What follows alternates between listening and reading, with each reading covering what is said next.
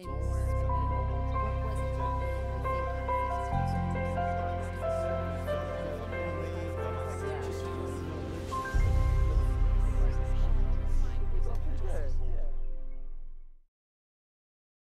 wanted to start by talking a little bit about Warp and Weft. It is a trio for women. It's your first trio for women because there have never been 3 women in the company. Is that correct? Yeah. So I'm curious if that's kind of changed any dynamics in terms of your approach to making the work, or how that work came about, or how it's different from choreographing on mixed casts or casts of men. When we started working with these different sized groups of people, you know, Pilobolus started as 4 men and 2 women back in it started as 4 men back in 1971, and then the 2 women came on like a year or 2 later. It has always been that ratio. So when we started working in Shadow and started changing the amount of people that we were working with, we thought, why are we still making our traditional sort of like rep work in the same way, with the same philosophy, with the same amount of people? Why don't we change that up? It's been too long. There was a reason back then, maybe, because Dartmouth was an all-male college, so there were a lot more men there. But now it didn't make any more sense. So, you know, and we do have to keep changing with the times, and the time had come. So I want to explain Warp and Weft. So the title of the piece, Warp and Weft. Those are the names of the weave. So a warp, when you're working in weaving, the warp is the horizontal part of the weave, and the weft is the vertical part of the weave in a fabric. Given that this giant piece of fabric was such a presence in this piece, and these women were of the fabric, and they are all of the fabric of the universe, that is where that title came from. I'm curious, you have so many collaborators, MIT, OK Go, Radiolab, the NFL, right? I'm wondering what you've learned along the way by working kind of outside of the traditional concert dance collaborations. Well, as education person, I'm going to put out there that one of the most important things that we do in Pilobolus is collaborate. Everything you see on the stage was made in the collaboration with the dancers, but also with the directors and choreographers who are working, and any of the designers, whether that be costumes and lighting, they're all in the room. I find more than, and we're getting their opinions more than maybe the traditional sense of the word. And with these collaborators you've mentioned, we kind of love getting a collaborator that everybody goes, what? Why would you do this? Why does that have anything to do with what you do? Right, or even when that person themselves or that group goes, what? Why do you guys are a dance company, why do you want to do it? Because, you know, most people tend to collaborate with people that also do the same things that they do. And that kind of makes the same work that you kind of always make. So to put ourselves in that situation with a robotics laboratory going, well, let's see what happens.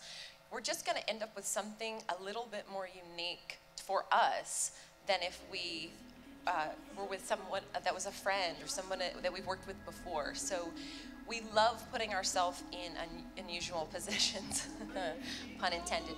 But yeah, that and finding that moment when the things come together in each one of these collaborations is huge.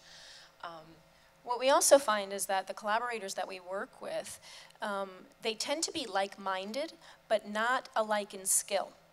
So even though what they do is very different than what we do, they still think about it and create in the same philosophy. So we're able to kind of connect on that level and then create something completely different that we wouldn't create on our own. I'm wondering what's next. You guys work on so many projects all the time. What are you dreaming up? Well, we have our tour going out. We have a bunch of summer things happening, and one of the biggest things that is happening this summer is, for the very first time, we are putting together our very own festival. It's an arts festival, and we're gathering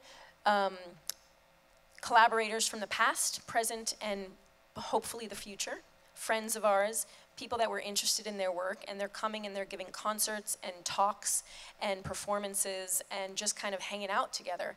And we're gonna do workshops and, you know, play around together. And we're hoping that this leads into a breeding ground for all of our future collaborations and shows. At the end of the festival is gonna be 3 weeks long this year. And at the end of the festival, we'll have a performance. And in that performance will be a little tiny bit of what we've been playing with over the summer. And we're hoping that each year we can, you know, bring on this momentum that allows us to build and create a lot of new work. You know, we have to keep generating. It's kind of in our DNA. If we don't keep generating, we're gonna die. So that's the biggest thing. You know, we've worked with a writer, Edgar Carrot. He was one of the examples when we approached him. He said, "I'm a writer. I have no idea what you want me to do with dance. I work alone. I work in my room." Yeah. And we said, well, you know, we're interested in making a story-based dance.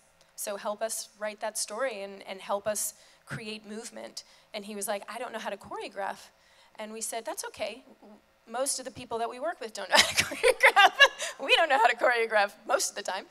We're just like guessing." So, but it's like we want to start it new and fresh every time. So we bring in this like fresh thinking people who don't really know what we do or how to do it, and then we develop a way to do it together. You know, we have our knowledge, they have their knowledge, and we bring it together and it creates something. And you know, I'm going to throw in here the commercial that we made with the NFL and many other commercial things. We started almost like looking for shiny seashells on the beach. We started picking those up and putting them in our pocket and going, "Ooh, that image was great. And saving them, and all of those things we used when we created Shadowland. So it wasn't just, it's in a commercial, that season's over and it's done, but there might have been a moment, a way that that football exploded on the screen that made us think about something else that could happen, and we turned it in, and all of those things, all those learning things, like did anybody see the video with the umbrellas, you know, with the red and all the colors? You know, that was our MIT. We had done a piece with them previously with some quad rotor, you know, this was before everybody could buy a drone online, with these things, and they flew around on stage with the dancer. And then later, Danielle LaRue said, "I've been working on this other project, and it's about swarms and how groups work, and what do you think?" And we ended up making this umbrella thing that is an incredible thing to participate in, and then also video footage that ends up in our show. And so all of these things, I love what you and Matt do, because you don't just say, "That's what that thing is, and now it's done." It's like, what are all the things you can do with this ingredient? And I know that dancers have their own routines and their own, you know, regimen. But how do they train with you? How do they do this? So we do have training periods. At any time a new dancer is hired, they go through an audition process. So we're looking for this natural kind of physicality and ability to kind of share weight naturally, or be upside down, and especially create new movement and new characters and new theatricality. But then we also send them to our Pilobolus workshop so they can get some training in technique, get some training in some of the repertory, and just how we make work, so they don't walk in the door on the first day and go, "What?" But then once they've done that, it's really a practice of like doing this, right? You can't go to a gym and have a weight that's going to feel like a human body that you're pushing up over your head. It's just, you have to just do it, and it's a practice. Just like anything else, you've got to do it 1,000 times before it feels natural. And most of the time after the workshops or before the workshops, we'll bring them on for smaller projects. And we'll start, you know, testing the waters and seeing how it goes. And they learn a lot through those kind of fast-paced projects that we have to get out and get done, and they kind of like jump right into the fire, and then we develop a relationship from there. A lot of our dancers are really intelligent with their bodies. I think it's why they look so great when they're on stage is because they move very intelligently. One of the beauties of our work is that we want people to move in a way that feels natural to them and doesn't force anything in a way that breaks something.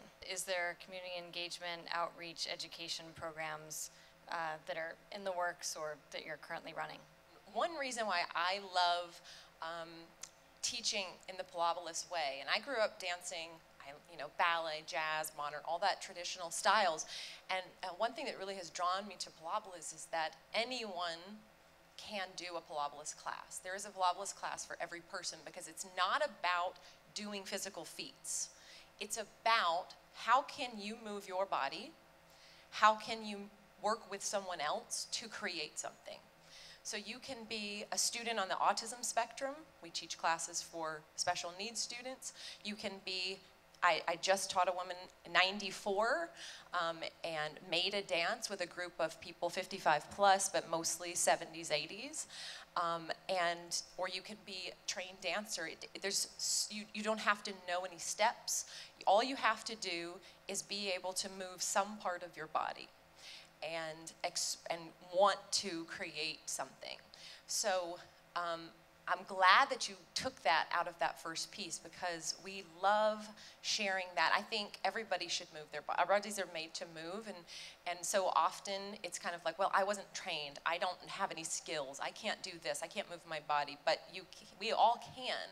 Even when we're just breathing, our body is moving. So it's really important to me that I share that out in the community. We do classes locally where we live in Connecticut. We also have a touring education arm that's called Pilobolus at Play. And many times we'll work with a presenter. So our company, let's say, goes on tour to Philadelphia. We'll send teaching artists out for a week in advance, work in the community, maybe work with 200 to 300 people, and then have a performance at the end of that week. And we'll do that all over the country. As I said, for all different varieties of people, we really want it to be as accessible as we want our dance to be.